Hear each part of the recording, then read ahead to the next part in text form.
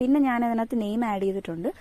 Photo laminated ചെയ്തത് ആണ് വെച്ചിട്ടുള്ളത്. അപ്പോൾ ഇതെല്ലാം ഒന്ന് അറേഞ്ച് ചെയ്തിട്ട് പിന്നെ കുറച്ച് നല്ല കളേർഡ് ആയിട്ടുള്ള റെഡ് പെറ്റൽസ് കൂടി ടോപ്പിൽ വെച്ചിട്ട് വീണ്ടും ഒരു കോട്ട് റെസിൻ ചെയ്യുവാണ്.